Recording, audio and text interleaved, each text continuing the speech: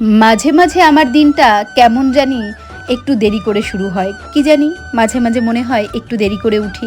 এদিকে দেখো দোকানে চলে আসার পরে একটা দিদিভাই চলে এসেছে। আমার হেয়ার কালারটা নাকি দিদিভাইয়ের খুব পছন্দ বলছিল। বলতে বলতে আমি দিদিভাইয়ের কাজটাও কিন্তু কমপ্লিট করে দিলাম। তারপরে ভীষণ ইচ্ছা করছিল আম খেতে, চলে গেছি ফলের দোকানে গিয়ে আম পছন্দ করছি। আর এদিকে দেখো কি আম নেবো বুঝতেই পারছিলাম না। তারপরে আমি নিয়ে নিয়েছি চৌষা আম।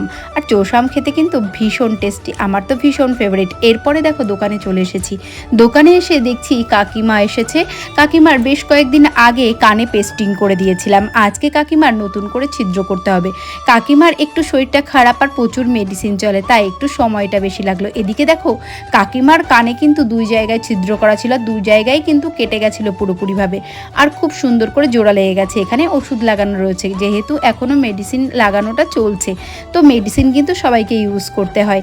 আর এদিকে দেখো কান ফোটানোর পরে কাকিমাকে আমি জিজ্ঞাসা করলাম কাকিমা লেগেছে? কাকিমা বললো কান ফোটালে এখানে আর কানের সাইডে ব্যথা লাগলো, সেই কথাই হচ্ছিল কাকিমার সাথে। দেখো দু সাইডেই কিন্তু আমি কানটা ছিদ্র করে দিয়েছি নতুন করে। আর কাকিমার মুখের হাসি দেখো, বুঝতেই পারছো কতটা ভালোবাসার মানুষ হলে এত সুন্দর মুখে হাসি দিতে পারে।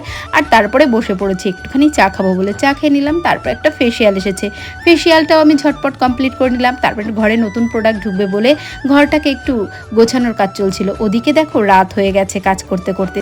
যেহেতু অনেকটা রাত হয়ে গেছে, তাই আর আমি স্বাগতাকে একা একা ছাড়িনি, ওকে আমি দিতে বাড়ি যাচ্ছি। আর পথে যেতে যেতে দেখি মোমোর দোকানে দাঁড়িয়ে পড়েছি। এই দোকানটা ছিল বড় মাঠের পাশে। এখান থেকে এক প্লেট মোমো নিয়ে নিলাম। মোমোটা কিন্তু দারুণ টেস্টি ছিল, তোমরা একবার হলেও ট্রাই করে দেখতে পারো। আমার মতো কার কার দিনটা লেট করে শুরু হয় মাঝে মাঝে অবশ্যই জানিও। টাটা।